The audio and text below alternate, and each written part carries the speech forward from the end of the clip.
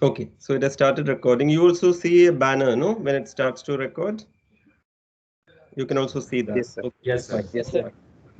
Okay, good. So today's will be our third class, but actually the second lecture. And as I said last time, we are sticking to Rodin. So we are in first chapter. We are in the first chapter of Rodin, and let's continue from there. Yeah. So maybe I'll start sharing the screen. And like last time, I will share the desktop. Okay, you can see the slides. Yes, sir. Okay, good. Yes, sir. So this is lecture 2, and the keyword today is Lebesgue. Okay, a name that you are familiar with. Most of the theory is called Lebesgue integration, Lebesgue measure, and that's what we will discuss today. So what did we do last time? Last time we defined a measurable space. Basically, that meant a set together with a given sigma algebra, and elements of that sigma algebra are called measurable sets. And we showed that there are lots and lots of sigma algebras. Given any set, we have the notion of a sigma algebra generated by that set. What was the definition? This is the smallest sigma algebra containing that set. And we easily saw that this exists.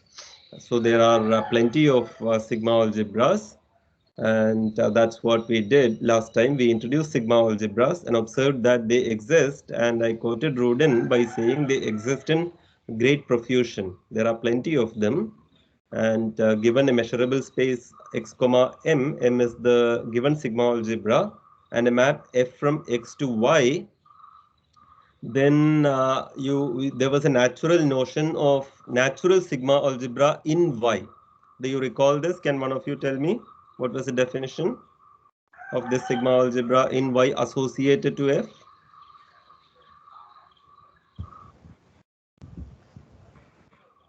One of you can unmute and quickly recall. E subset of y where f inverse E belongs to x. Belongs to M. M, sorry, yes. So if you consider that, it was easy to check that that is closed under complements and that is closed under countable union and the full set is there. So that's the natural sigma algebra associated to F. In particular, what was our nice argument? Easy argument, but very nice. In particular, if F is given to be, so this is F as any map. Okay. Suppose F is given to be measurable.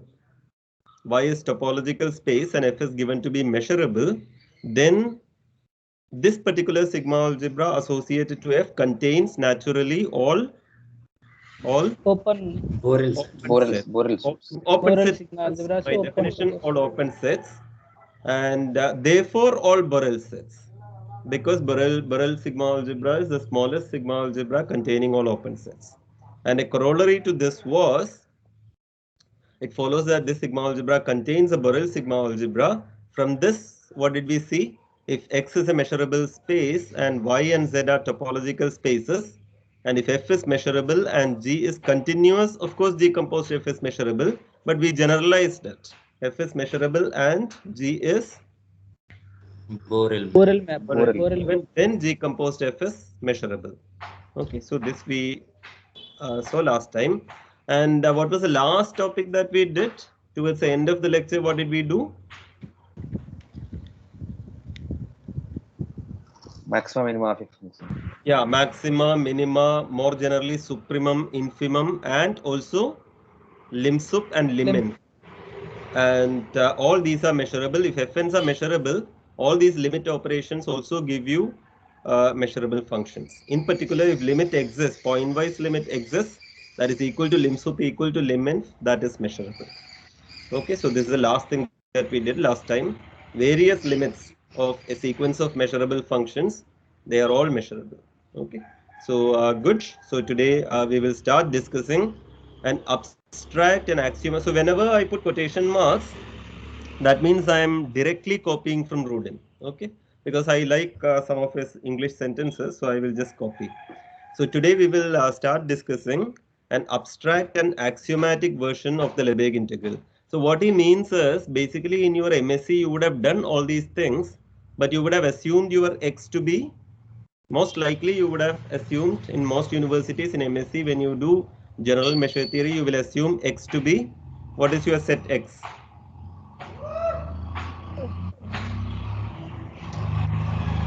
Yeah, real numbers. Okay, but the observation is whatever you have done using real numbers really did not play a role. Most of it go through for arbitrary set x. Okay, that's why he is saying an abstract and axiomatic version of the Lebesgue integral. So this is exactly the Lebesgue integral that you have done in MSc over real numbers, but most of it will go through, and that's what we will do. So we can work with following Rudin, any countably additive measure on any set. Okay, so you would have done the set to be real numbers, and your measure would have been, you would have constructed the Lebesgue measure on real numbers, and that's what you would have studied. But the same thing goes through, most of the theory will go through for any countably additive measure on any set. This is what we are going to do. So last time we mentioned this notion of a simple function. So what are the most elementary functions in measure theory? Characteristic function. Characteristic functions of measurable sets will be measurable. And the next simplest is called simple functions. So what is a simple function? A simple function is a function whose range is a finite set. Only finitely many values it takes. If that is the case, let us name them. Suppose alpha 1, etc., alpha n. So what are these numbers? Depends on what kind of functions that you are studying. If you are taking complex functions, then these are complex numbers. If you are taking real functions, then these are real numbers. Okay. So, but anyway, a finite set. If this is the case, can you write it as a linear combination of characteristic functions? If these are all the possible values that a function can take, can you write it as a linear combination of characteristic functions? Yes. So what will be the, it will be summation. Characteristic functions will take 1 or 0. So in order to get alpha I, you multiply with alpha I times characteristic function of which set? A set on which fx assume value alpha I. The set at which f takes alpha I. So it's a linear combination of characteristic functions. For AI, if you define as if this function is called S, and if you take AI to be x in x such that S of x is alpha I, then S is clearly summation alpha I characteristic function of AI. These AIs are distinct, right? Because alpha I's are distinct, and therefore these AIs are disjoint. Now, can you tell me when exactly such a function S is measurable? When is a characteristic function measurable? Exactly when? When set is measurable. When the set is measurable. Can you tell me when is a simple function measurable if you write it as summation alpha I chi AI? If every AIs are measurable. That is obvious, no? If every AI is measurable, then of course chi AI is measurable and the sum of measurable functions is measurable. So that is one way. Other way, if S is measurable, then you can check. Suppose you have chi A plus chi B. What are the possible values that you can get? You can get 1, you can get 0, you can get 2, right? And you can take inverse image and see that the possibilities are A complement B, B complement A union B, A intersection B, like that. So they are all measurable. So S is measurable if and only if each AI is measurable. That's a simple observation. And the real first important observation that we make is that any measurable function f. Now, you know, we are going to take our range codomain to be 0 to infinity, but notice that the right hand side is also a closed bracket. We include infinity. Okay. So this is extended real line, the positive non-negative part of it. Okay. So this is infinity is allowed. And suppose you have a measurable function valued in 0 infinity. And then the first thing that we observe is it can be nicely approximated by simple measurable functions. So a measurable function can be approximated by measurable functions which are also simple. What does that mean? The claim is that there exists a sequence of simple measurable functions monotonic increasing, S1 less than or equal to S2 less than or equal to etc., all less than or equal to F, such that they are all simple and measurable, such that their point-wise limit is F. Okay, so this is a good result, right? Simple measurable functions, if you understand well, any measurable function can be approximated from below by monotonic simple measurable functions. This is a claim. So this will be useful because many things that we do for measurable functions, in order to prove, we can reduce it to simple measurable functions, and simple measurable functions are particularly simple, and so it's easy to analyze. This is the strategy. Okay, so let's prove this. The statement is clear, right? Yes, sir. Yes, sir. So let's give a proof. The first observation is, suppose I take X to be, so my X was any arbitrary set and my codomain is 0 to infinity, but suppose I take X also to be 0 infinity. And then the most natural function to consider is the identity function, right? If you have one set to itself, the most natural function to consider is the identity function. And suppose X is this, and you consider the identity function, and is the identity function measurable? Yes. Yes. Yes, sir. Yes, right, because inverse image of any open set is you have to say measurable under what sense, etc. Okay, we will come to that. Yeah, under the natural topology, if you take any open set, inverse image is that open set itself, and in the natural, if your M contains all the open sets, then of course it's measurable. So under most natural measurable sigma algebras in 0 infinity, it is measurable. Now the question is, can you approximate this? Identity function is not simple, right? Is it simple? Yes. Yes, sir. It is not simple. Yes, So sir. can you approximate this using simple functions, simple measurable functions? Suppose you can approximate by taking the particular case X itself is 0 infinity, and by taking identity function, and suppose you can get simple measurable functions phi 1, phi 2, etc., monotonic increasing less than or equal to identity, then are we done is the question. Suppose you can do this in this particular case, then can we prove the more general version? So more general thing would have been, you can see my mouse, cursor, more general function would be what? There will be an X here, and X to 0 infinity, a function F is given, and composing with identity, suppose here you can finish the job, then can you finish the job X to 0 infinity? What do you say? Suppose identity function can be approximated using simple measurable phi i's, and if F is given, you could have considered phi I composed with F, no?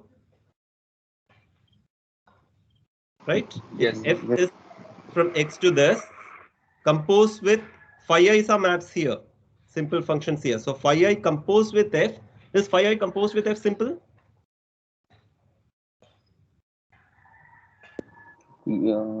Yes, sir. Yes, because Yes. range is the range of phi I only, which is finite. So phi I composed F will be simple. Phi I composed F, will it be increasing? Phi 1 less than or equal to phi 2. So is it true that phi 1 composed F is less than or equal to phi 2 composed F? Yes. Yes, sir. Obviously, because only phi 1 and phi 2 matters, because that's where the range is. So they are increasing, they are simple. So is that enough? We also wanted it to be measurable. But can you say that phi I composed F is measurable? You know that phi i's are measurable. You know that F is measurable. But Yes. have we done such a thing? Have we done this last time? Composition of measurable is measurable. We have not done, right? We have done sum of measurable is measurable. We have done product of measurable is measurable. We have done continuous composed measurable is measurable. We have done Borel composed measurable is measurable. But have we done measurable composed measurable is measurable? No. No. And now take a guess. Is the answer correct or not? Measurable composed measurable. We have done all those, but not this. So what do you think?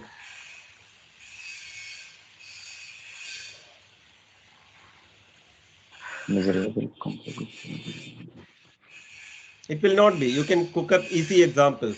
Even in Riemann integration and very basic calculus, F composed G need not be Riemann integrable. If F is Riemann integrable, G is Riemann integrable. You can cook up some easy examples, using characteristic functions. So measurable, composed, measurable need not be measurable. So these are simple. These are increasing, and also pointwise limit also is fine. If phi n in the limit is identity function, then Sn in the limit is, even though there's some background noise, you can still hear me, right? Yes. Yes, sir. When I Yes. speak, my voice only is audible. No, only when I'm silent, the background noise may be coming, right? Yes, sir. Yes. Can you hear some background noise when I'm not speaking? Yes. We are able to hear. Okay, fine. There's some work going on in the neighborhood.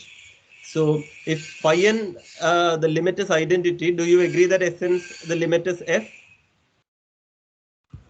Yeah. Because it will become I identity goes to composed, identity. Yeah. which is f. Okay. So all this is true, but are they measurable? Need not be in general. Composition of two measurable functions need not be measurable. But what if we can ensure, see, this we are going to explicitly do in the next slide.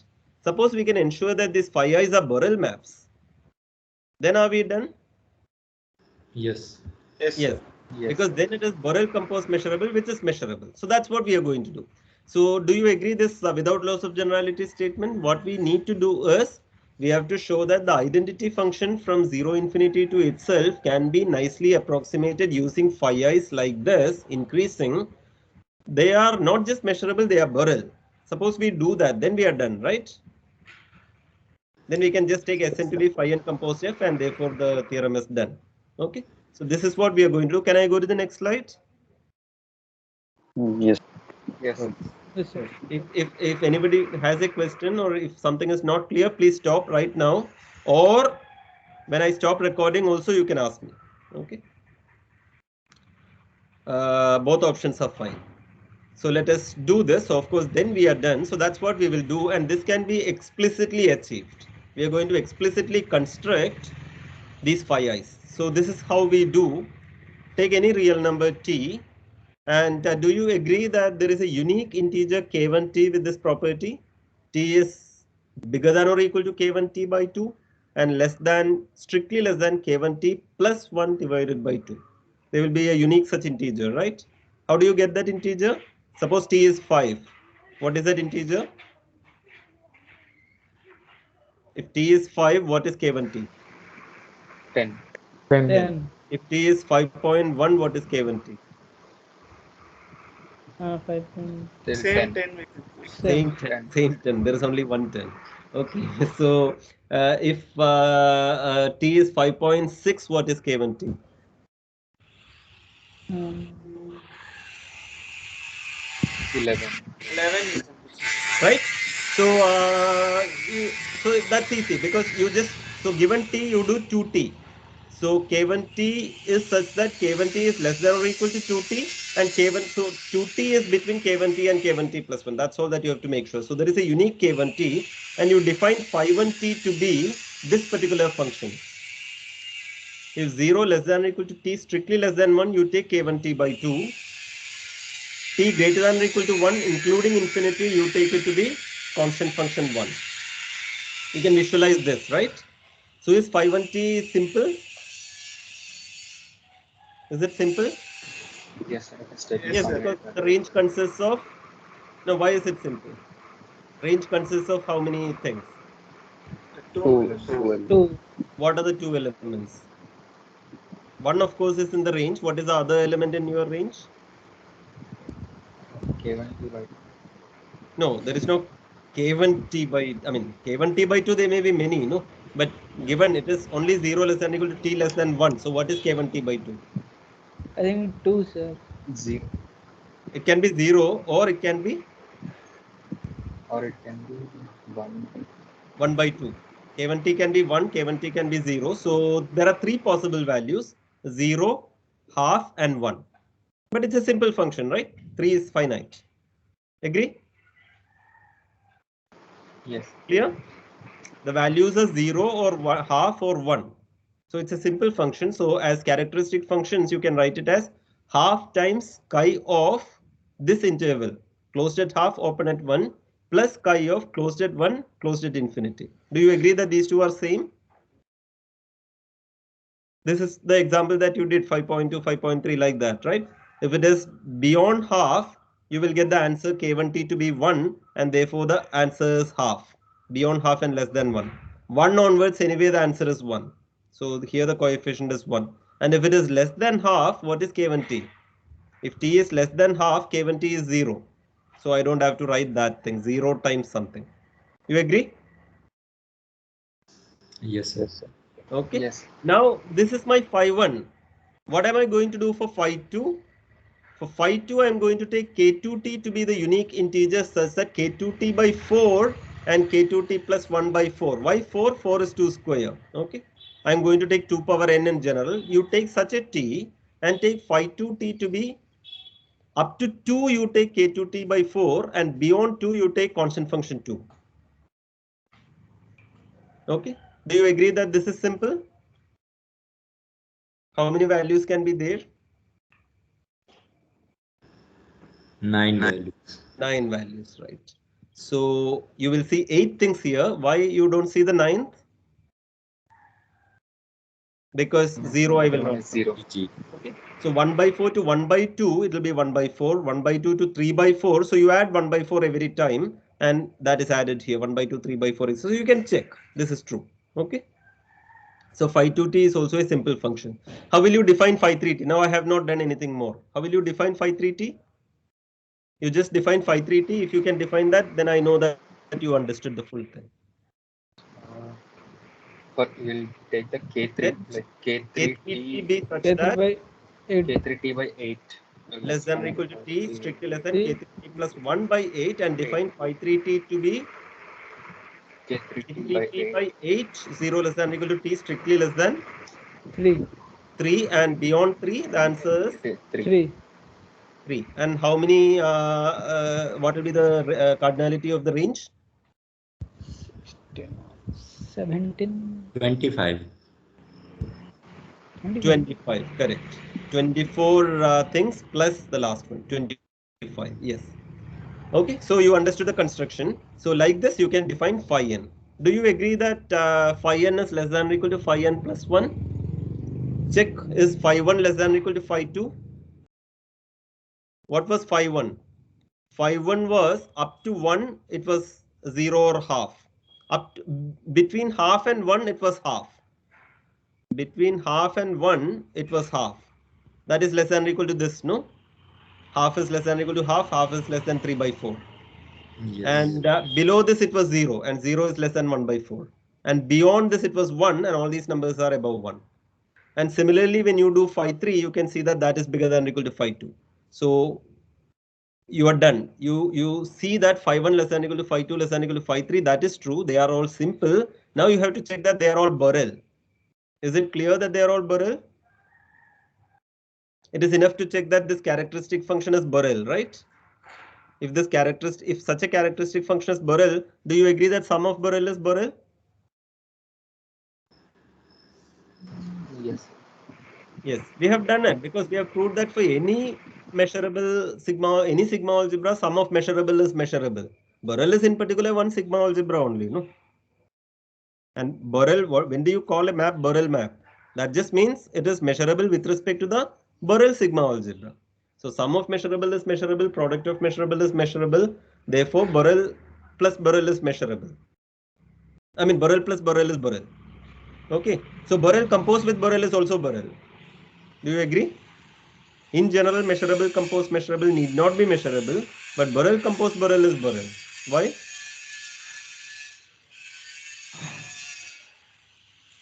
Why is that true? You don't need Inverse it now. image of Borel is Borel, then again inverse image of Borel. Yeah, but from what we proved also, right? Because we have proved that Borel composed measurable is measurable. Whatever the sigma algebra is. In particular, you take the Borel sigma algebra and apply that result. Yes. Right? So Borel composed, Borel measurable is Borel measurable, but Borel measurable is what we call Borel. Okay, but why is this Borel? Why is this characteristic function Borel? So what do you have to check? Characteristic function will be Borel if the set is Borel, right? So is this set Borel? closed at half, open at 3/4. So suppose you have an interval closed at alpha, open at beta, alpha, beta, closed at alpha, open at beta. Is that a Borel set in real numbers? Yes. Yes, sir. Yes. Is it closed? No. Is it open? No.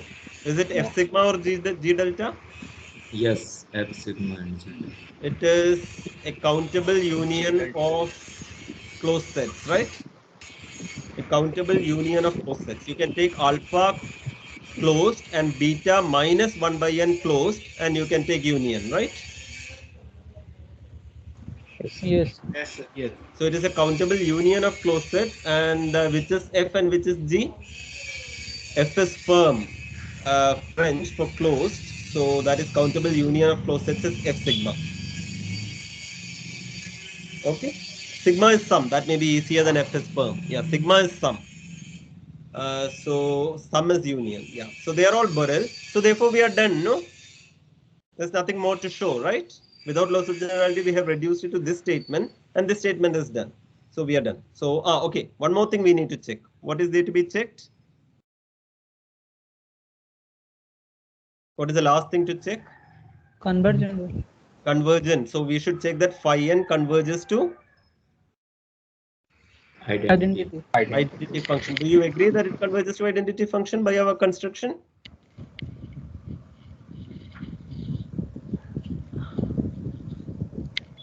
Clear, no? It will converge, right? Because whatever point you take, if you take high enough n, see what is happening. You are getting, earlier you had only 1/2 and 1. Now, you have 2 and below 2, you have got 1/4, 1/2, 3/4, 1, 5/4, all these things. In the next step, what will you get? Below 3, what all will you get? You will get 1/8, 2/8, all those things.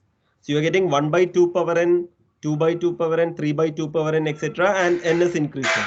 So any number, it is going to that thing, right? So point-wise limit is identity function. Okay. So we need to check that limit n goes to infinity phi n x is x. You agree with that? What you are getting is some integers. What you are getting is k by 2 power n. And n is increasing. So whatever is coming, identity function is y equal to x, right? That line. So whichever thing you take, if you take high enough n, you can take some k by 2 power n and go next to that. So maybe you need to think about it for a little bit, but that's obvious. Okay, so now we are done, no? We have constructed phi 1 less than or equal to phi 2 less than or equal to phi 3 less than or equal to etc. They are all simple, they are all Borel, and the point-wise limit is identity function, and therefore we are done. Okay, so on an abstract measurable space, any measurable function can be approximated by simple measurable functions which are monotonically increasing. So we are done. We have done. Sir, Now, excuse me, yeah. sir. How they are increasing, sir? Oh, Which one? This phi 1 less than or equal to phi 2 or S1 less than or equal to S2? phi n is less than equal to Phi phi 1 n. less than or equal to phi 2. In the next step, let us do phi 3. What will be phi 3? Phi 3 will be 1/8 characteristic function of 1/8 to 1/4. Yes. Plus 2/8 to 3/8, like that. Okay, so you compare with this. For any point you compare, you will see that the value of phi 3 there is at least the value of phi 2 there. You just check directly. Yes. Okay, so that can be checked. So now we are going to introduce a third thing. So you had any set X, and then you have a sigma algebra script M, and now you are going to define a function which is called a measure. So a measure on a measurable space. So finally we are going to have a triple. We will call it a measure space, which will have an arbitrary set X, a given sigma algebra M, and a function mu, which is defined on the sigma algebra. So the key word here is countably additive. Okay, that's the only word to keep in mind. So what is countably additive? Can you tell me from your MSc? If we have countable number of measurable sets, then measure of union of countable number, union of those measurable sets is sum of measure of those. Correct. So it should be additive. Where it is additive on a countable collection, but there is one Disjoint. keyword you have to remember. Disjoint. Disjoint. Right, Disjoint. disjoint. Disjoint. So whatever you said is correct. This means additivity on any countable collection of members of M, and the most important word is disjoint. Okay, which are disjoint. So that's the definition of a measure. So a measure is a function. A measure on this measurable space is a function on M. Those are the measurable sets, such that if AIs are in M and disjoint, then mu of union AI is summation of mu AI, and AI is a disjoint. Okay, so I have not written that, I have forgotten, but now I will not add it. Anyway, I have said it here. Okay, so these AIs are disjoint. That is part of the definition. If mu is valued in 0 to infinity, including infinity, we call it a positive measure. It's an abuse of notation because 0 is not positive. 0 is only non-negative, but we will call it a positive measure. And we always assume this is a convention that mu is not identically infinity. If mu is identically infinity, this definition is anyway true, right? Because left hand side will be infinity, right hand side will be infinity. But we will assume, that mu is not identically infinity, meaning there is at least one set where it takes a finite value. Only then we will call it a positive measure. If it's valued in C, we will call it a complex measure. If it's valued in real numbers, it's called a real measure. Okay, so are real measures a subset of complex measures? The collection of all real measures, is it a subset of the collection of all complex measures? Yes. Yes. Yes, because any real number is a complex number. Is the subset of positive measures a subset of complex measures or real measures? No, sir. No. Why not? Sir, infinity is. Infinity is not a complex number. Okay, good. So x comma m comma mu, this triple is called a measure space. Okay, by a measure space, we mean this kind of a triple. But we will, soon say x is a measure space. So what is the meaning of x is a measure space? Meaning a sigma algebra M and a positive measure mu is already given to you. It is understood. They are there. We will not always repeat. Okay. So X is a measure space, meaning M and mu are understood. They are given to you. So now we are going to deal only with positive measures for some time. Much later we will do complex measures. Okay. So our measures are valued in 0 to infinity, including infinity for some time now. Agree? This is our convention. So let's observe some simple things. I will not prove it, but we will verbally discuss. You will prove it. Okay. So first observation is, you know that any sigma algebra contains an empty set. What is the measure of the empty set? It should be 0, right? But what is the proof? What you know is countable additivity. From that, how do you conclude empty set as measure 0? Arbitrary measure, arbitrary sigma algebra. Measure of empty set union empty set is equal to measure of empty set because they are disjoint. Measure of empty set union, but Union.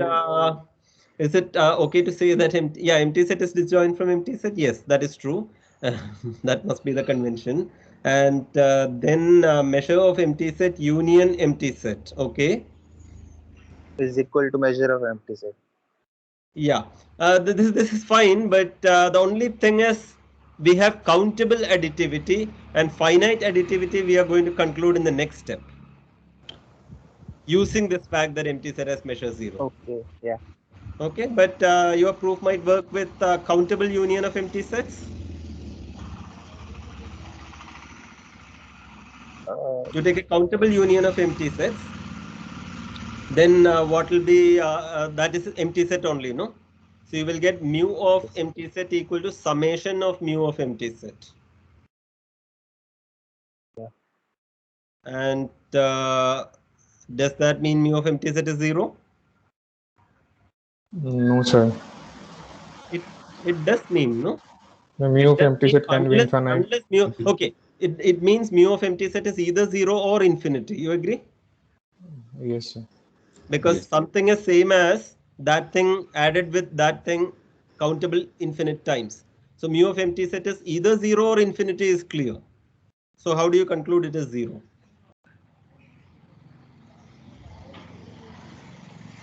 What you know by convention is mu is not identically infinity. But that doesn't rule out that on empty set it is infinity, right? On empty set it could be infinity, but that also can be ruled out. So how do you modify your proof? We can take a Sir, finite measure set. No, Sir, our we can measure add, is valued in You 0 can to take sir infinite sum of mu 5, Yeah. and it is convergent, so its nth term should be zeros. That's No, mu but 5. infinity is allowed. In our set, mu is valued in infinity. So it is possible that mu of empty set is infinity. Then left hand side will be infinity, right hand side will be infinity plus infinity countably many times, which is also infinity. sir, take some A set and union with infinity, we get if our measure of infinity, measure of empty is infinity. So correct. So that gives a proof that mu of empty set is 0. You take a set, you know that there exists a set A whose measure is not infinity. Why do you know that? Because Positive we Mu have is not identically we have assumed that mu is not identically infinity. Therefore, there is some set A, at least one set A says that mu of A is finite. Now you take A union, countable union of empty sets. So what will be mu of that? That will be mu A plus countable union of empty sets, right? So you will get mu A, yeah. So you will get A union empty set, etc. equal to A, right? Because A union empty set is A. So you will get mu of A equal to mu of A plus summation mu of empty set. Now that shows mu of empty set is 0, right? Yes. Because now if this is infinity, the right hand side is mu of A, which is finite. So that is ruled out. Okay, so mu of empty set is 0, which is what you would expect, and that is true. And the finite additivity now follows. Why? Because if you have finitely many sets A1, etc., AN, you take A1 union, A2 union, etc., union AN, union empty set, etc. And because mu of empty set is 0, countable additivity will in particular give you finite additivity. Okay. And next observation is if A and B are measurable sets and if A is a subset of B, right, you will assume this, right? Area should be less or length should be less or volume should be less. So mu of A should be less than or equal to mu of B. Can you give me a proof? Quick proof? So, mu B is equal B to can be written mu as Yes, B A can be as a union. disjoint union of A and B minus A. B minus A. So mu of B will be, because of finite additivity, Finite. mu of B will be mu of A plus Mu of B mu of B minus A. minus A, but mu of It's B minus A is possible. at least 0 because everything is valued in 0 to infinity. So that shows that mu B is bigger than or equal to mu A. Now we are going to claim the following. Suppose you have an increasing sequence of sets. Okay, A1 contained in A2 contained, etc. And consider the union AN. And you would like to know what is this union? What is the measure of this union? Right, this is if A1 etc. AN are measurable, then the countable union is measurable, right? So we would like to say what is this measure? Suppose it is finite thing, A1 contained in A2. Then of course the measure is mu of A2. There's nothing more to say. But can you guess what is mu of this union?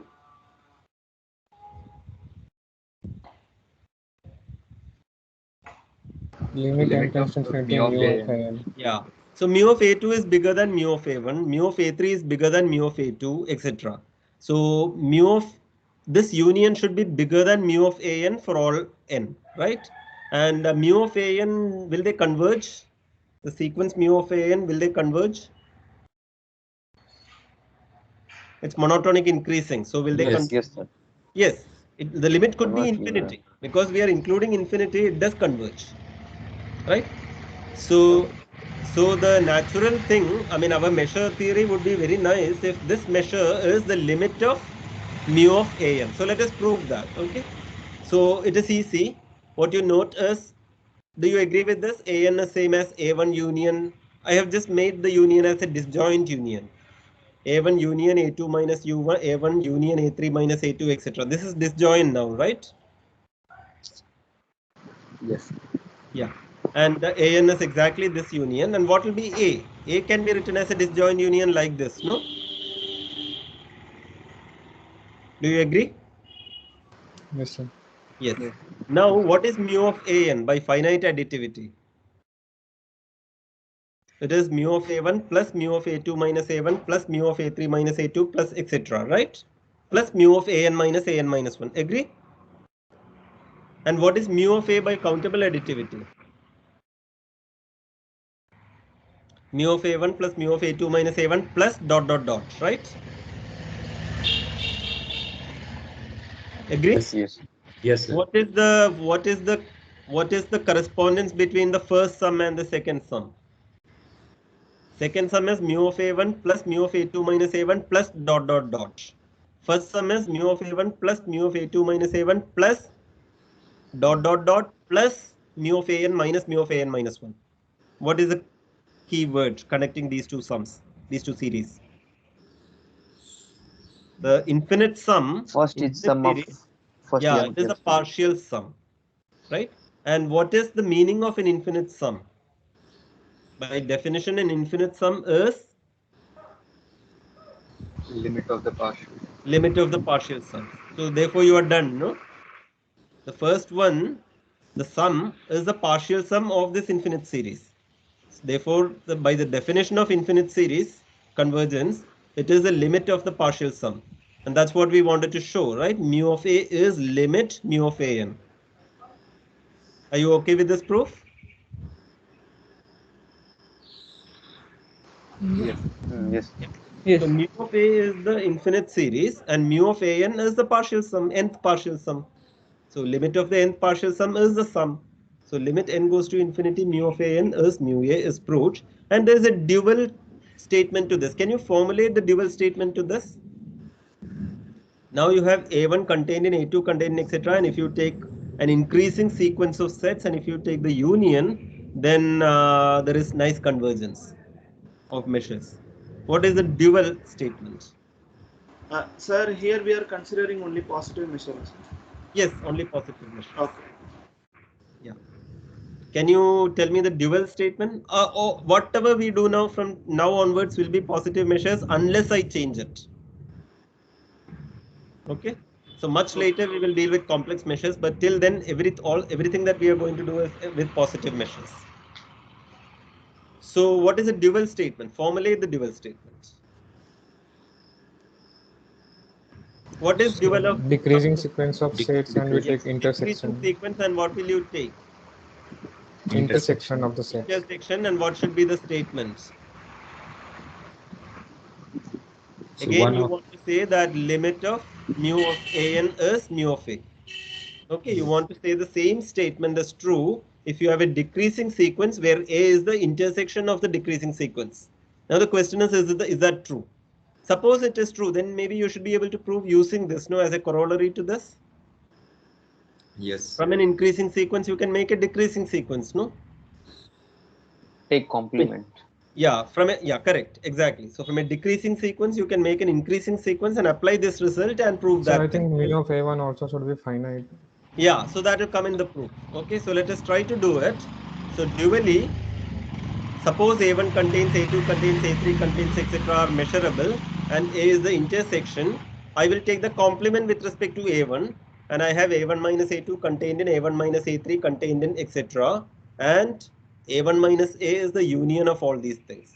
Therefore, I can apply the previous observation to this statement and I will get limit of mu of a1 minus an. But do you agree that mu of a1 minus an is nothing but mu of a1 minus mu of an? Is that true? So the question is mu of x minus y, mu of a minus b, is it same as mu of a minus mu of b? What is the proof? If both are finite, then true. No, mu of a minus b is always mu of a minus mu of b, no? Mu of a1 is mu of a1 minus an B, plus if a is subset of if a contains b, only then you will consider a minus b. So if a contains b, you can write a as b union a minus b. By finite additivity, you will get mu of a equal to mu of b plus mu of a minus b. Therefore, mu of a minus b is mu a minus mu b. Agree? Yes, sir. Yes. Therefore, this one is limit of Yeah. So because this is a countable union, mu of this, the limit is mu of A1 minus mu of A. But limit of difference of the limits. So this is mu of A1 minus limit mu AN. So what you are getting is mu A1 minus limit mu AN equal to mu A1 minus mu A. So you can cancel mu A1. If you can cancel mu A1, you have got the answer. Can you cancel mu A1? If you have x minus y equal to x minus z, is y equal to z? It is finite. X is finite. It is finite. So there the condition comes that this is true provided mu of A1 is finite. And in Rudin you can check a simple example. Without this assumption, it is not true also. So this condition, there are examples where this condition will matter. I mean, this condition is required. Without, it's not just that we are proving only under this condition is required. Without this condition, there are counter examples. Okay. Now let us do the theory of Lebesgue integral. We still have time, no? Yeah, we have enough time. So we will start the theory of Lebesgue integral. It's a very beautiful theory, very rich theory, and very simple. Idea-wise, very simple. Okay. I mean, when I say very simple, because someone else has done it. Okay, coming here on one's own, that requires some ingenuity, some real conceptual breakthrough. Okay, so let us do integral. Let us do it for a simple measurable function. Okay, so suppose you have a positive simple measurable function, and then you can write it as summation alpha I chi ai. What is our convention? Are these some random alpha I and random ai? No. What is our convention when we write like this? Alpha i's are from the range. Alpha i's are the distinct members of the range, and ai is all those points where the function takes a value alpha I. So write it like this. Then for any E in M, I'm going to define the integral of S over E with respect to the measure mu. And calculus, you write dx, dy, etc. In order to keep that notation, we write d mu. Integral with respect to mu, we write as d mu. And integral over a measure. So integral of a simple measurable function over a measurable set. Okay, that's what we are doing. So integral of S d mu over E, where E is also measurable. And this is, okay, even before this, what is the simplest example of a simple measurable function? Just a characteristic function, right? So suppose you have chi a d mu over E. Can you tell me what should it be? Length, area, volume, from that feeling that you have, what should be chi a d mu with respect to E? What is the most natural definition? Measure of E intersection A. Yeah, measure of A intersection E. Suppose on the full set you are integrating chi A, then the answer should be measure of A. So if on a subset E, if you are intersecting, you take A intersection E and take the measure, and therefore what should be this integral S d mu? What is the most obvious definition? On chi AI, the integral is measure of AI intersection E, and you would like your integral finally to be a linear operator, right? So put that in the definition. So define this to be summation alpha I mu of AI intersection E. Okay, very intuitively good definition, right? Because finally you would like your, I mean, after all, your Riemann integral is what you have in your mind, and that's a nice linear transformation, linear operator, linear functional, and that's what you would like to get, and therefore you define it like this. Okay, so this is the definition. And remember this convention that 0 times infinity is defined as 0 in measure theory. Okay, you might say it's not, there's no good definition, but define this as 0. Why measure theory you define it like this?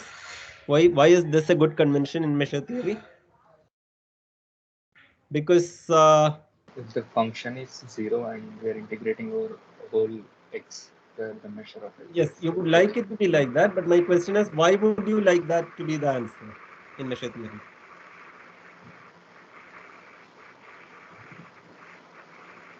See, if you have a line segment 1 to 2, what is its length? 1. What is its area? 0. 0. So in R2, if you have a line segment 1 to 2, its area is 0. But instead of 1 to 2, if you take a infinite line, then also area is 0, no? Yes. Yes. Yeah. So that's what you have in mind. So naturally in measure theory, area of a line segment is length times width, finite length times width is 0. So the answer is 0. But if the line segment had length infinity also, the width is 0 and therefore area is 0. Okay, so something like that. So in measure theory, naturally 0 times infinity is 0, and that will be used in all these things. You know, it is possible that the measure is infinity, but if the coefficient is 0, the product is 0 in this definition. Okay, so throughout 0 times infinity is 0. But you want to integrate any measurable function on any measurable set, not just simple measurable functions. What will be your definition? If you know how to integrate a simple measurable function, can you come up with a good definition of integrating a measurable function, any measurable function? Yes, sir. We We can should write that measure approximate it function with as a limit of, Limit of simple measurable functions, and and we take the limit of then those we can take integers. the yeah, only thing is, why is it well defined? Because I may write it as a limit of s1 less than or equal to s2 less than or equal to etc. I may write it also as a limit of t1 less than or equal to t2 less than or equal to etc. Potentially you may have two definitions, no? Yes, sir. So at this stage, you can give me a better definition so that there's nothing to check for well defined. You take all possible simple functions which is less than or equal to f. And if s is less than or equal to f, integral s mu you have already defined, right? Just take the supremum. Okay, so there's nothing to check for well defined. So let this be the definition. Integral of f d mu over a measurable set E is, you take all s bigger than or equal to 0 and less than or equal to f, simple, and integral s d mu makes sense, take supremum. Supremum may always exist, right? Why does supremum always exist? They are bounded by f. No, even otherwise. In R Infinite. supreme always exists. We are in 0 to infinity, including infinity. Yes. Yes, So yes. supremum always exists. It can be infinity. Infinity is as good as 1 and 2 for us for now. Okay. For now, not later. So supremum always exists. So integral always exists. The answer may be infinity. Area can be infinity. Volume can be infinity. No problem. Okay. Is the definition okay? Yes. Now you agree that So- there's nothing to check. No, there's no well-defined or anything, right? It's automatic. Yeah. Is there a question? Sir, here we are taking simple functions bounded by f, which are defined on E, means bounded by f on E. Yeah, but you know, I mean, yes, that's correct. So f is defined on x, and you know, I'm taking simple functions defined on x. Yes. Simple functions defined on x and less than or equal to f, and you have a notion of f function on x integral over E, right? Only E will matter. Only E will matter. But functions are defined throughout x. All our functions are on x. Yes, function s is defined throughout x, but it should be less than f only on E. Yeah, so okay, it's a good question. So I was thinking S is also defined on X, but suppose you take that, will the definitions differ? So see, the point is S is less than or equal to F on E, and suppose you know one of the S that you take. Okay, suppose suppose you know I'm saying less than or equal to on X, and you are saying on E. Let us do both. Okay. Suppose you know you take on E a function S. Suppose you have a function S. On E it is less than or equal to F, and outside E, let us say at one point it is bigger than F. Yes. Yes. Yes. It will not matter, right? Because you are integrating only on E. Yes. Right? Because therefore you know that particular alpha I will not matter to this. It will not contribute to this. So considering all S less than or equal to F on X, or whether you consider this on E, the answer will not matter. Answer will be the same. Okay. Okay. So So that's okay. So this ambiguity is okay. So I would take less than or equal to on X only, but you can take on E also. I prefer on X because E will continuously vary, and you can take on X. Okay, so take the suprema. So the definition is okay. And for measurable sets and functions, let's make a series of observations which you will verbally prove. Okay, is this obvious? If f is less than or equal to g, then integral of f is less than or equal to integral of g, according to this definition. So if f is less than or equal to g, integral of f, what is the definition? It's a certain supremum, right? You have to take s less than or equal to f and take supremum of those integrals. But if f is less than or equal to g, the collection of simple functions for f and collection of simple functions for g is one contained in the other. Yes. Yes, sir. So collection of simple functions less than or equal to f is contained in the collection of simple functions less than or equal to g, right? Yes. Yes, sir. And if a is contained in b, what is the relationship of sup a and sup b? Sup A is Sup less B than must equal be greater than sup B. Yeah, and therefore this is proved now, no?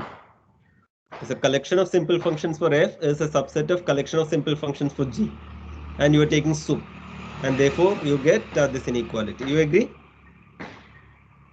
This is supremum over a certain set. This is supremum over a set which is containing this set. So when you take supremum, this is bigger than or equal to this. Is it okay? Yes. Yes, sir. Okay. So next thing, if A is subset of B and given one function f, then integral of f over A is less than or equal to integral of f over B. Is this also clear? Because why is this true? Because integral of f, so you can take one f only is there. So the collection of simple functions less than or equal to f you take. On that collection we will do some analysis. So if so without loss of generality we can do this for simple functions, no? If you can prove this for simple functions, then you have proved this by taking supremum. Agree? Yes, sir. Yes. So you can assume that f is simple. But if f is simple, what is integral f d mu? It is summation alpha I mu of ai intersection a, right? Summation alpha I chi ai, if that is your simple By function, yes. then this is summation alpha I mu of ai intersection a. And what is the right hand side? It is summation alpha I mu of ai intersection B. B. B. So if mu of ai intersection A is less than or equal to mu of ai intersection B, then you are done. But is that true? Yes, because Anyway, alpha is alpha is are not complex numbers. Alpha is a positive real numbers. Because f is greater than or equal to 0, meaning f is valued in 0 infinity. So the finite set, the finite range, all those are real numbers. So less than or equal to is true. So mu of ai intersection A less than or equal to mu of ai intersection B is true because ai intersection A is contained in ai intersection B because A is contained in B. So this is fine. And now if you take a constant c and if you have a function f, then integral of cf is same as c times integral of f. Scalar multiplication, it behaves well. Why is this true? Again, you can prove this only for simple functions, and you can assume f is simple, and then this is obvious, no? Because if f is simple, if you write it as summation alpha I characteristic function of ai, then what is integral cf? I mean, what is cf? Cf will be c alpha I characteristic function ai summation. Therefore, the integral will be c alpha I mu of ai intersection e summation. But in that c comes out, no? Yes, sir. Therefore, that is the right hand side. So this is also obvious. And if f is identically 0 on e, then the integral is 0. Integral of constant function 0 is 0. How do you prove this? So constant function 0, is that a simple function? Yes. Yes, sir. Yes. Therefore, you can apply the definition of the simple functions. Definition of the integral for simple functions. So what is the answer? If you write it as summation alpha I chi ai, what is the answer? It is just 0, right? Yes. 0 times chi of 0 times chi of any set, right? It's No. In our convention, how do you write? 0 times chi of the set at which the function takes 0, which is a full set. So by our convention, it is 0 times chi of the full set. Whole Chi X. x, all x. 0 times chi of whole x. So what is integral over E? It will be 0 times measure of x intersection E. Agree? Yes. yes. So that is 0 times measure of E. But do you agree that 0 times measure of E is 0? Yes, sir. Because Yes. of convention. By the convention. It's always true, even if mu of E is infinity. Because our convention is 0 times infinity is 0. 0. So this is always true. E may have infinite measure, no problem. Even then the integral is 0. Similarly, if where you are integrating, if that set has measure 0, then do you agree that integral f d mu is 0? How do you do this? So f is some positive function. So you have to approximate it using simple functions. I mean, you have to do it for simple functions and take supremum. So is it enough to do it for simple functions? Suppose for simple function you show that integral s d mu is 0, that's enough, no? Because if for all s, integral s d mu is 0, then supremum of the set 0 is 0, right? So it's enough to do. So without loss of Yes. that f is simple. Now if f is simple, then it can be written as summation alpha I chi ai, and then the answer is summation alpha I mu of ai intersection e. But what is mu of ai intersection e? 0. That is 0. 0, because that is less than or equal to mu of e, and it is positive. So non-negative and less than or equal to 0 implies 0. So alpha I times mu of ai intersection e. So that is alpha I times 0, that is 0. And even if alpha is infinity, it's okay.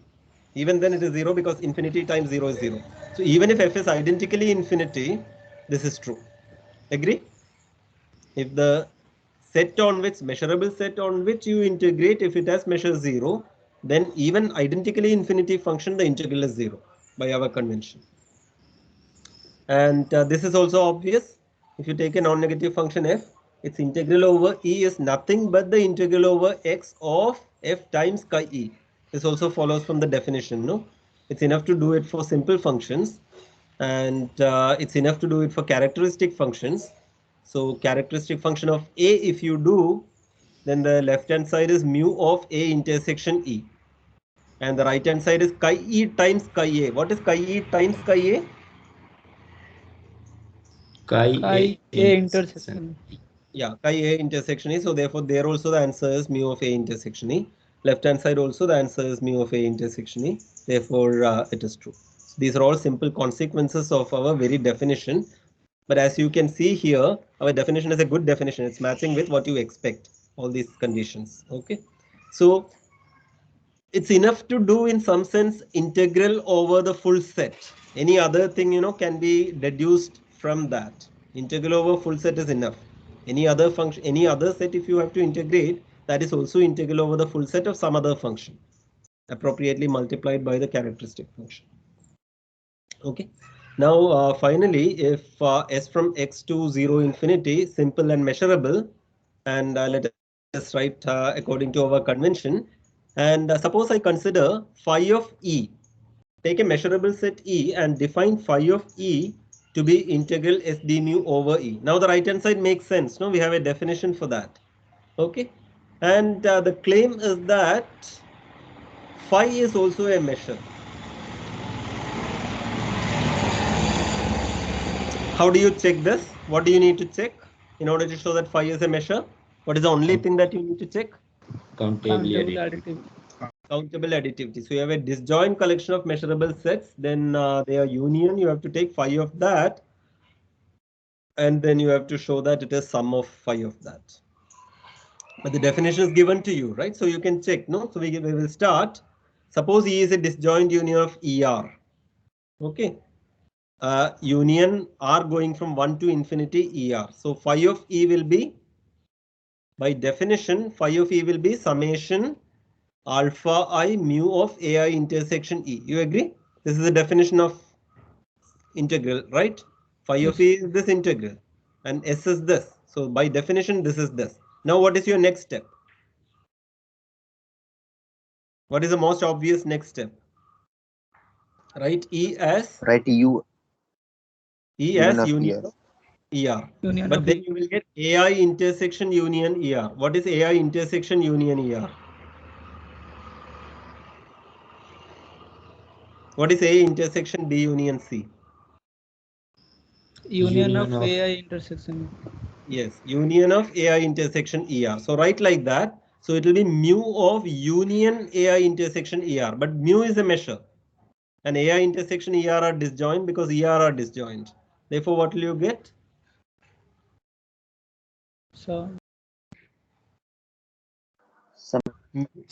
You will get summation over J, summation over R going from 1 to infinity mu of AI intersection ER. So you will get summation over I finite sum, summation over R infinite sum, alpha I times mu of AI intersection ER. What will you do now if you have a double sum? In all your proofs, if you have a double sum or a double integral, what do you do? Interchange the integrals or interchange the sum. Usually you have to justify interchanging. Here, how can you justify? Because they are positive. Yeah, that is one.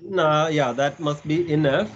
But even easier way of justifying is one of the sum is finite. No, that also may be enough, I guess. But whichever way you justify and interchange and write. So if you interchange this and write, what do you get? So this summation you take outside, this summation you take inside. So you will get summation alpha I mu of AI intersection ER. But what is summation alpha I mu of AI intersection ER? Sum is over I. What is that? mu of E intersection ER. Phi of? Mu of E intersection ER. No. What I'm saying is summation alpha I mu of AI intersection ER. Summation alpha I. ER. Yeah, summation alpha I mu of AI intersection ER will be phi of ER. Okay, so what you're getting is summation R going from 1 to infinity phi of ER. But that's what you had to show, right? If E is a disjoint union of ER, you had to show that phi of E is summation phi of ER, no? That is countable additivity, right? Yes, sir. Yes. Yeah. So you have shown that phi is a measure. So given one measure and a simple function, you are getting so many other measures. Given one measure, how many measures you have got now? You have got infinitely many measures, right? Because there are infinitely many simple functions, right? So you have got new measures. Agree? Yes, sir. Yeah, given one measure, you can produce so many measures depending on that. And this is a very important concept. Okay, we have to check that phi is not identically infinity. No, only then we say that it's a measure, right? Identically infinity we were not considering. But phi is not identically infinity is clear. Why? We can take E to be empty set. Yeah, take E to be empty set. What is phi of empty set? It is 0 by this what we have done. If measure is 0, then the integral is 0, and empty set has measure 0. So the integral is 0. So phi of empty set is 0. Okay, therefore this is a measure, and this measure is sometimes denoted by d phi equal to s d mu. Is that a good definition? Is that a good notation? Because that's what's happening, no? See, mu of E is integral d mu, right? Mu of E is integral d mu over E, no? 1 times d mu, right? So because of that, d phi is what is coming as the integrand. Mu of E is integral d mu. The integrand, if you write, that is a differential form notation, and therefore s d mu is sometimes written as d phi. Just a notation. Okay. Now we will soon see, maybe in the next lecture, we will see that what is the difference between this line and this line. Here F is any general positive. Any measurable function. what we have proved is only for simple measurable functions, but we will soon show that for any measurable function, if you define phi of e to be integral over e, so phi of e if you define as integral over e of s f d mu, whereas f is any measurable function, then also it's a measure. Countable additivity we are going to show. Okay, so after that all this will be fine. And one thing which will come in chapter 6 of Rudin after some time, maybe after the mid-sem, is that there is a very important converse to this observation, that f d mu is also a measure. So let me formulate it like this. If mu is a positive measure, and if f is any measurable function, then we are saying that f d mu is also a positive measure. We are going to show it. We have shown it only for simple functions, but we will soon show it for any measurable function. So then there is a natural question that you can ask, no? What is the most natural question that you can ask? Given one measure mu and given one measurable function f d mu is another measure. So you can produce so many measures f d mu from one measure mu. What is the natural question that you can ask? Integration with respect to that measure. Well, that is fine, but just in terms of measure, not in terms of integration. You can ask the following question: are these all the measures? Is there any measure which cannot be written as f d mu? One measure mu is given to you, and you can ask, is there a measure mu? Is there a measure which cannot be written in the form f d mu for any measurable function, right? And there are of course such measures. So the question, then the next question that you can ask is, which measures can be written as f d mu? Suppose some measure lambda is given to you. You can ask the question, is lambda f d mu for some f? Is that a good question? Mu is fixed, Yes. given to you, Yes. and another measure lambda is given to you. You can ask the question, is lambda of the form f d mu for some measurable function f? And this is a very important question, and this question has a beautiful answer, and the key word is, it's called the Radon-Nikodym theorem. Have you seen this name in MSc? Yes, sir. Yes, sir. So Radon is one mathematician, Nikodym another mathematician. It's called the Radon-Nikodym theorem. The most important concept. Okay, so if you have seen this, then you know the key word in this theorem. What is the concept? What is the notion?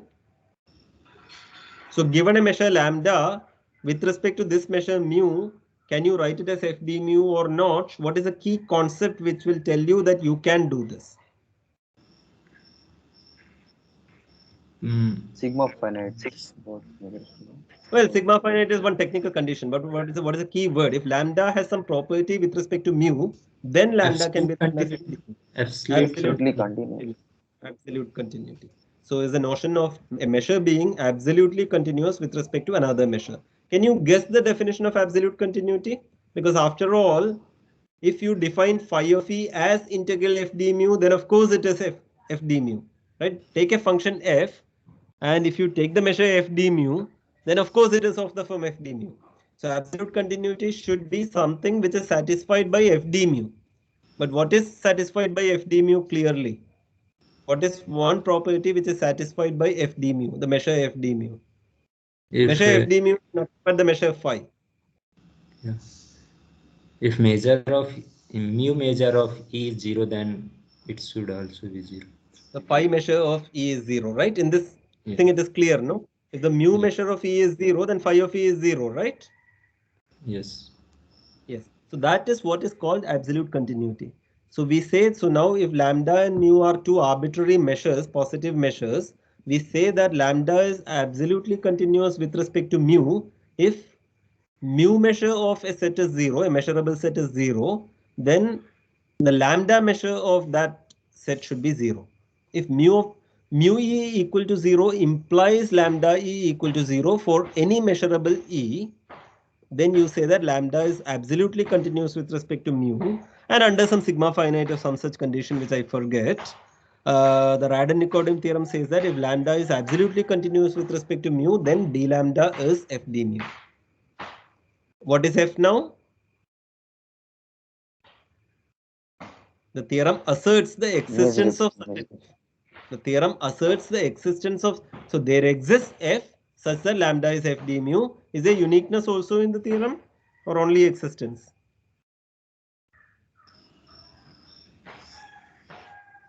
There is also uniqueness. If f1 and f2 are different, then f1 d mu and f2 d mu are two different measures.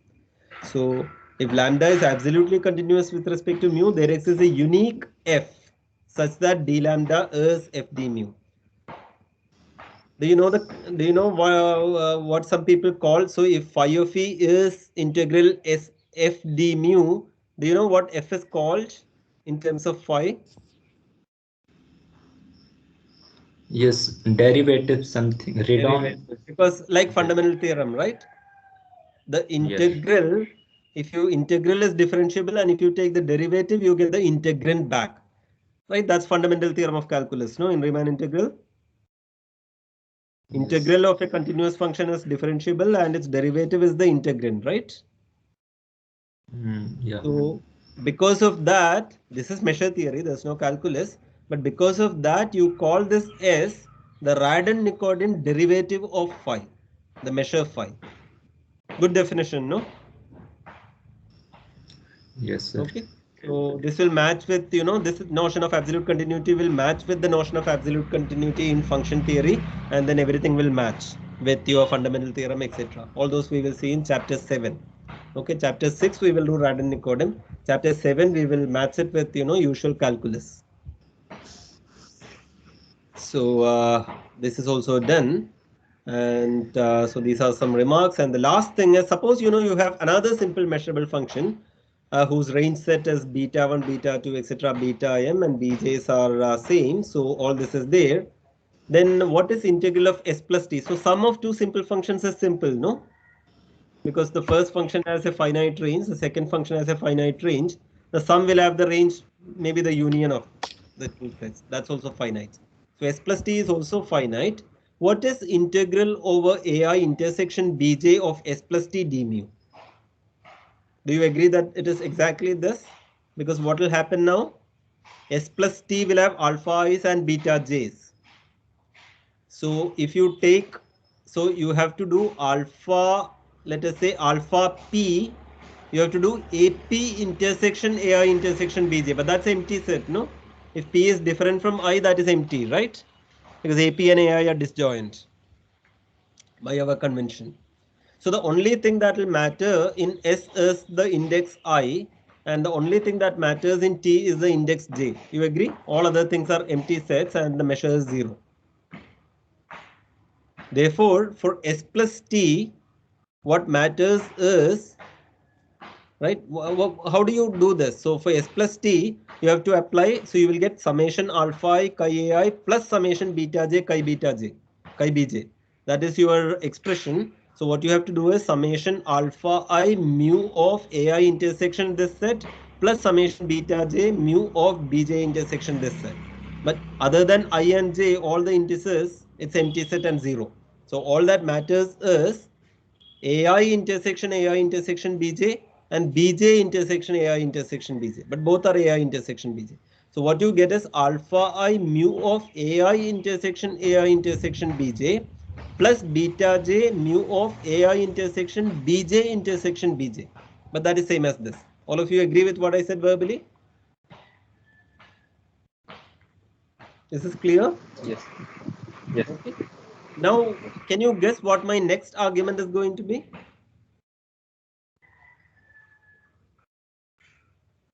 Now I took integral of s plus t. What will I do next? Product. No. Integral of product, I don't think anything nice will be there. Integral of s plus integral of t. Yes, integral of s plus integral of t. But integral of s by definition will be alpha I mu of ai intersection bj, right? Because all other AP intersection ai will be empty. And integral of t will be beta j mu of ai intersection bj. Therefore, this is this. Is the right hand side equal? Or the right hand side equal? Do they agree? Yes. Right hand sides agree, and therefore the left hand sides agree. So you have proved that integral of ai intersection bj s plus t is integral of ai intersection bj s integral over AI intersection Bj t. Now you have to note that X is a disjoint union of AI intersection Bj, and therefore integral over X of S plus t is integral S plus integral t. So we have already proved that for scalar multiplication, the scalar multiple comes out, and we have also shown linearity now for simple functions. Okay, and later we are going to show that the linearity is true for all absolutely integrable functions. What is absolutely integrable? This is what you call L1 mu. Integral of modulus is finite. Integral of modulus could have been infinite in our theory, but suppose it is finite, then you say that it is integrable. If integral f d mu is finite, you say that f is integrable, and you say that f is absolutely integrable if the integral of mod f d mu is finite. If f is measurable, then mod f is measurable, right? We have already seen that. So integral of mod f you can take, and integral mod f d mu is finite, you say that f is absolutely integrable. So if f and g are absolutely integrable, then integral of f plus g is integral of f plus integral of g. That's important for us, right? We have to have a good notion of integral, and one basic property is it should be a linear function. It should be a linear operator. Okay, so we will see this soon. And the real interests in this chapter are, can you name these three famous results? Because you know that if you have a sequence of functions, then the limit is also measurable. Sequence of measurable functions, limit is also measurable. So you can take integral of the limit. That makes sense.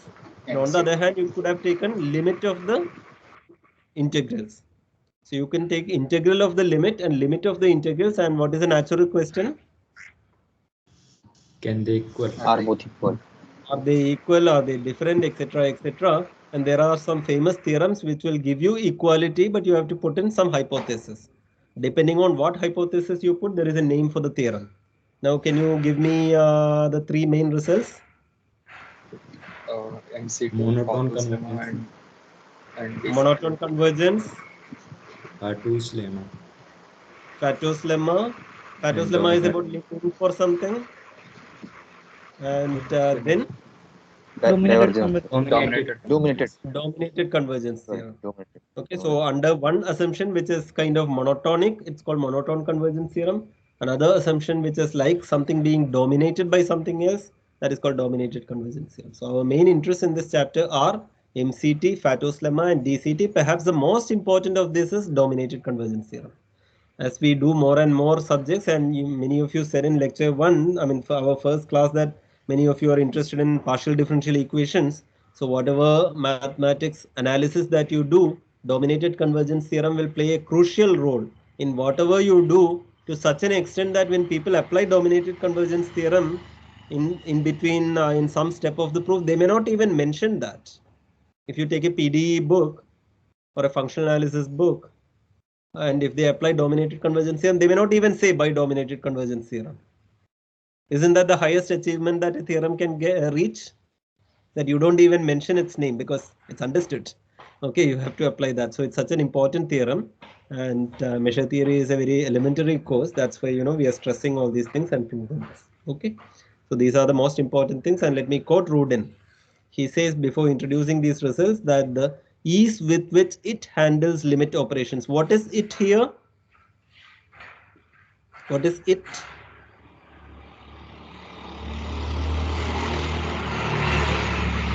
The theorem. The Lebesgue theory. Okay, so today's topic is Lebesgue, and the beautiful theory of measure and integration constructed by Lebesgue, envisaged, imagined, and constructed by Lebesgue. That theory, the ease with which it handles limit operations, various limit and integral are interchangeable under some natural conditions. The ease with which, meaning effortlessly it handles. You can just blindly interchange under some mild hypothesis, and this is very, very important. And that's why Lebesgue theory is so successful, because in analysis is all about limits. And if you do partial differential equations or any other form of analysis, all kind of limits will come. Unlike in algebra, right? In algebra there is no limit. But okay, there is limit, but yeah, that's slightly different. There are algebraic limits also, but the analysis limits, Lebesgue theory handles it very well, unlike Riemann integration. Okay, so this is the high point of Lebesgue theory, and this is on page 21, and this is my last slide. And it is time, but if you have some quick questions, we can discuss by taking 5 minutes. Anyway, let me stop sharing the screen. And yeah, so today I think everybody is there. Yeah, Akshay, yeah. Anyone who wants to come on video can come on video. And if you have any quick question, you can ask me. So today I think everyone is there in the class. Yes. Any other quick comment or something, or should I stop recording and then we ask? Then we talk, whatever you are comfortable. Stop recording. Okay. So anybody can come and then we stop recording, and then shall I stop recording then, and then you can ask whatever you want to ask, and then we will end the class. Okay. So let me stop recording.